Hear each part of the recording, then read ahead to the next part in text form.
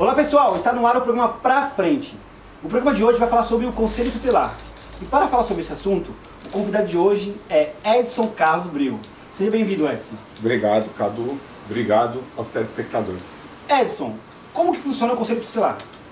O Conselho Tutelar surgiu em 1990 no Brasil. É uma legislação inédita a nível mundial, né? Só o Brasil tem um Estatuto da Criança e Adolescente que criou esse Conselho Tutelar que visa proteger e garantir os direitos das crianças e dos adolescentes.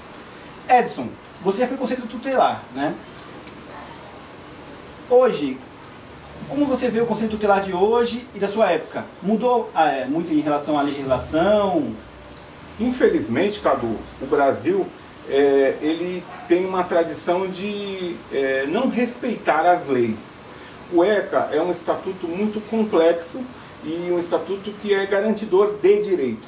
E ele só funciona se ele for colocado em prática em toda a sua amplitude. O que acontece hoje é que o estatuto ele é muito, vamos dizer assim, manipulado, né? O poder público usa o estatuto apenas ao seu bel prazer. Então o que você tem? Muitas vezes você tem um conselho tutelar, que é o principal órgão de defesa das crianças e adolescentes, congelado, né? Sem poder trabalhar, amarrado. Porque o conselho tutelar ele tem as suas atribuições definidas no Estatuto da Criança e Adolescente. Então ele precisa ter o poder público como parceiro, precisa ter o poder judiciário como parceiro para poder trabalhar, para poder garantir realmente os direitos das crianças e dos adolescentes. Existe alguma relação entre o poder legislativo e o executivo diretamente com o Conselho Tutelar? Não, a ligação que existe é que o Poder Executivo tem que garantir o funcionamento do Conselho Tutelar. Então tem que dar estrutura administrativa, tem que dar a estrutura de suporte ao Conselho, quer dizer, tem que fornecer assistentes sociais, psicólogos para atender determinados casos e tem que pagar o salário do conselheiro municipal. Edson, eu gostaria de saber, no caso do Conselho Tutelar, existem ferramentas na sociedade, até mesmo no caso da Polícia Militar, que ajudam o conselheiro, no caso, para tomar uma medida protetiva em relação às crianças? Olha, cada dia que passa, o cargo do Conselho Tutelar fica mais perigoso, né? Por quê? Porque como ser conselheiro tutelar, o Conselho Tutelar é um órgão independente, existe um ditado popular, né, que fala que cachorro de muito dono morre de fome. E é mais ou menos o que acontece com o Conselho. Então, como a Prefeitura não tem poder sobre o Conselho, como o Judiciário também não é um órgão que fiscaliza as ações do Conselho, mas não é dona, não é chefe do Conselho, e como existe o Conselho Municipal de Direitos da Criança e Adolescente, que deveria ser um parceiro do Conselho Tutelar, né, em algumas cidades não acontece isso, infelizmente, em outras acontece, ainda bem, a questão do trabalho do Conselho está cada dia mais perigosa. Então, cada vez pelo Brasil se espalham casos de violência contra o Conselho, contra o conselheiro. Em Pernambuco, recentemente, houve o caso da morte de 3 conselheiros que foram fazer uma diligência para verificar, né, no caso? Isso, não, era um caso de guarda específico. Era uma denúncia já? Era para pegar uma criança, já era uma adolescente, para devolver para a mãe que estava com o pai. Edson, quando você foi conselheiro tutelar, existiu algum caso desse de você ter que tomar uma medida protetiva em relação às crianças? Muitas vezes a gente toma medidas protetivas, né, em relação às crianças. São casos que são resguardados por lei, nós não podemos revelar, né, o nome das pessoas, né. É essencial a questão da privacidade no exercício do Conselho Tutelar, mas eu acho que o grande problema que o conselheiro enfrenta realmente é a fiscalização de bares e bailes, né?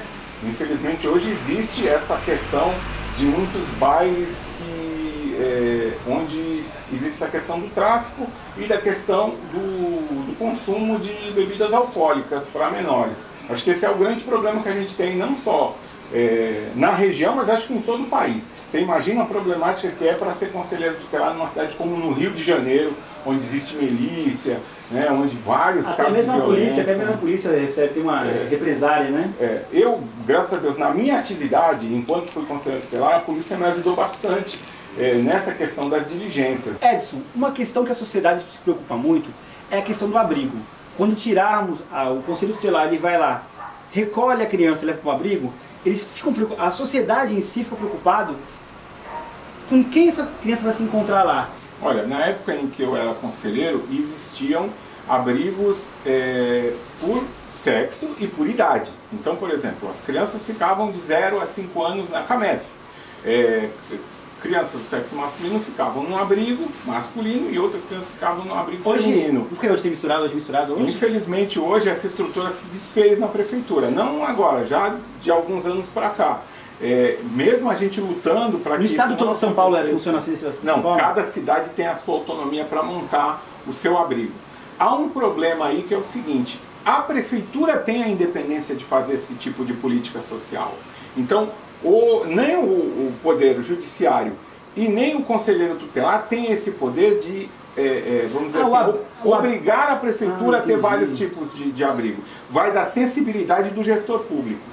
Então, no caso, você que está nos acompanhando pela TV Ilha do Sol, programa para frente, o Edson está nos relatando aqui que cada cidade tem o seu perfil e depende também do compromisso do seu prefeito, dos responsáveis, no caso, pela questão social. Até existe o abrigo masculino e o abrigo feminino, mas hoje eles vão para uma casa que se chama Casa de Passagem. Edson, gostaria de saber de você, de qual forma o poder público pode ajudar a auxiliar o Conselho Tutelar?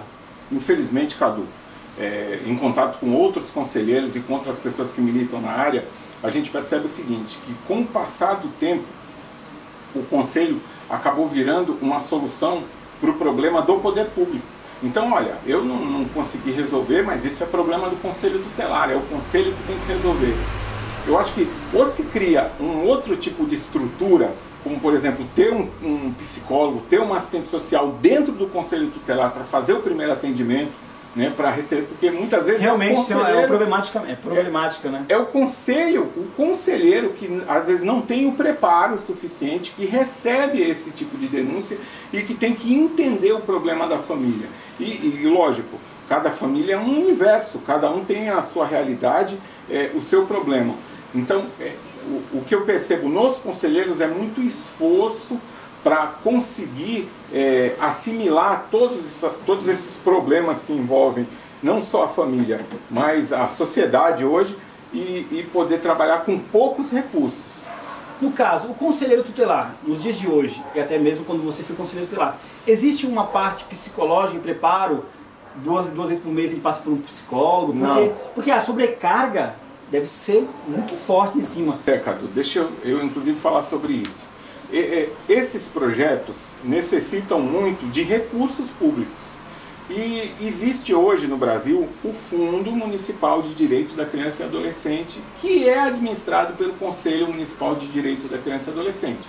Então, a pessoa física pode doar 1% do seu imposto de renda para um projeto voltado à criança e ao adolescente. O que a gente percebe é o seguinte: algumas cidades, e infelizmente Cubatão se encaixa nesse perfil, não há um diálogo entre o CMDCA, o Conselho Municipal, e o Conselho Tutelar.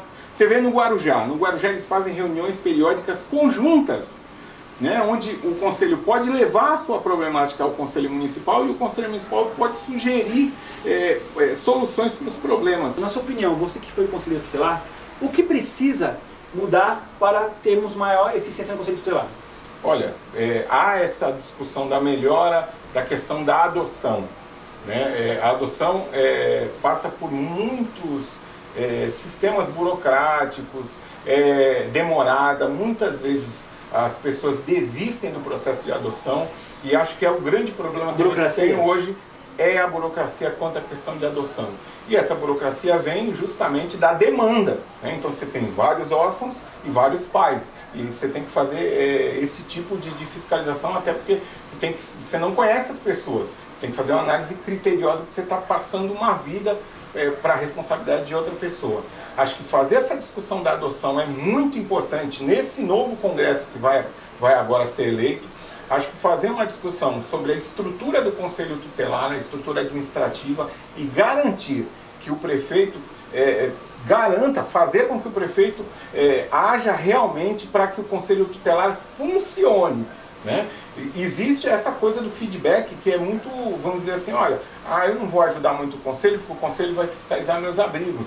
O conselho vai fiscalizar as minhas políticas públicas na área social.